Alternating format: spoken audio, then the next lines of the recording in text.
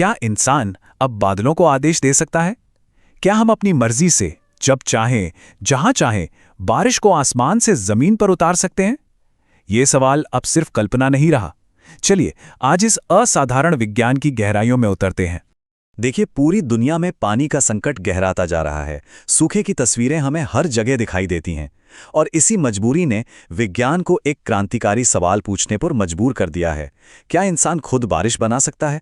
और आपको जानकर हैरानी होगी कि इसका जवाब है हाँ, एक हद तक बिल्कुल हाँ। इस कमाल की तकनीक को वैज्ञानिक भाषा में कहते हैं क्लाउड सीडिंग। सीधे शब्दों में कहें तो ये मौसम को बदलने का एक तरीका है। इसमें बादलों के अंदर कुछ खास केमिकल्स को इंजेक्ट किया जाता है ताकि उन्हें बरसने के लिए मजबूर किया जा सके। तो चलिए अब जरा इसके पीछे के विज्ञान को समझते हैं। ये कोई जादू टोना नहीं है, बल्कि फिजिक्स और केमिस्ट्री का एक बहुत ही शानदार मेल है। अब ये तकनीक काम कैसे करती है, इसे समझने के लिए हमें पहले ये जानना होगा कि कुदरत यानी प्रकृति बारिश बनाती कैसे है। देखिए, प्रोसेस काफी सीधा है। सूरज की गर्मी से पानी भाप बनकर ऊपर आसमान में उठता है। वहां ठंडा होकर ये पानी की अरबों नन्ही नन्ही बूंदों में बदल जाता है और इन्हीं से बनते हैं बादल। फिर ये बूंदें आपस में जुड़ती हैं, बड़ी और भारी हो जाती हैं, और जब गुरुत्वाकर्षण उन्हें संभाल नहीं पाता तो वो बारिश बनकर जमीन पर गिरती हैं। लेकिन अब जरा सोचिए, आसमान में बादल तो घने छाए हुए हैं, पर बारिश की एक बूंद भी नहीं गिर रही। ऐसा क्यों होता है? क्योंकि कई बार इन बादलों के पास वो जरूरी बीज यानी न्यूक्लियस नहीं होते जिनके चारों तरफ पानी की बूंदें इकट्ठा होकर बड़ी हो सकें। और बस यहीं पर एंट्री होती है क्लाउड सीडिंग की। वैज्ञानिक सही नमी वाले बादलों को पहचानते हैं और उनमें वो बीज डाल देते हैं जो प्रकृति नहीं दे पाई। ये आर्टिफिशियल बीज पानी की बूंदों के लिए एक चुंबक की तरह काम करते हैं। बूंदें इन पर चिपकती हैं, भारी होती हैं और बारिश शुरू हो जाती है। तो ये कृत्रिम बीज आखिर हैं क्या? इनमें सबसे ज्यादा इस्तेमाल होता है सिल्वर आयोडाइड का। ऐसा इसलिए क्योंकि इसकी बनावट कुदरती बर्फ के क्रिस्टल से काफी मिलती जुलती है। इसके अलावा पोटाशियम आयोडाइड, हमारा साधारण नमक और सूखी बर्फ यानी सॉलिड कार्बन डाइऑक्साइड का भी इस्तेमाल किया जाता है। अब सवाल यह उठता है कि इन केमिकल्स को बादलों के दिल तक पहुंचाया कैसे जाए। इसके लिए 3 मुख्य तरीके हैं।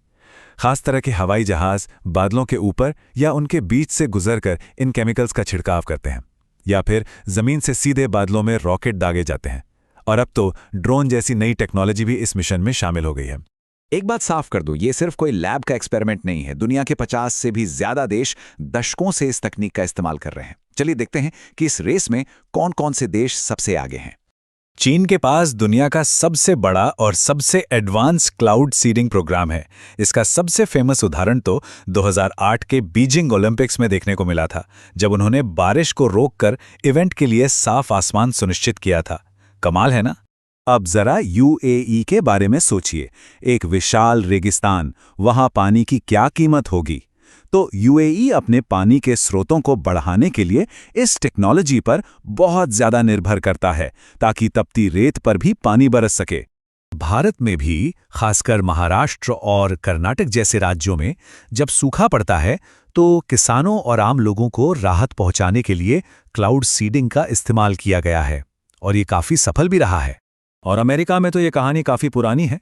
वहां 1940 के दशक से ही इस तकनीक पर रिसर्च चल रही है, खासकर कैलिफोर्निया और कोलोराडो जैसे पश्चिमी राज्यों में, जहां अक्सर सूखे की मार पड़ती है।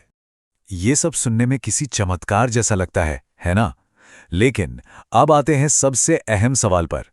यह तकनीक असल में कितनी असरदार है, और क्या मौसम के साथ इस तरह छेड़छाड़ करने के कुछ खतरे भी हैं? देखिए, एक बात समझनी बहुत जरूरी है। इसकी सफलता दर 100% नहीं है। रिसर्च बताती हैं कि सही हालात में क्लाउड सीडिंग बारिश को 10 से 30% तक बढ़ा सकती है। अब यह सुनने में शायद आपको कम लगे, लेकिन सोचिए, सूखे से जूझ रहे किसी इलाके के लिए यह 10% भी एक जीवन दान हो सकता है।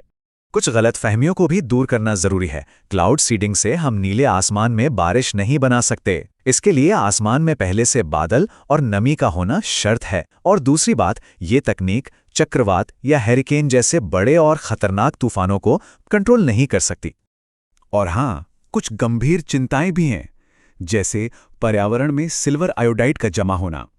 या फिर मौसम के पैटर्न में अनजाने में कोई बदलाव आ जाना।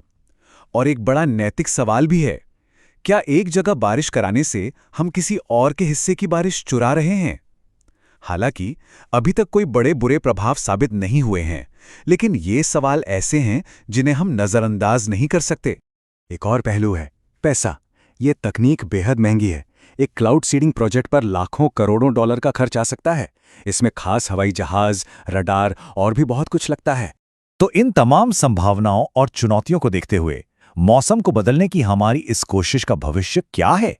हम इंसान आखिर किस दिशा में आगे बढ़ रहे हैं?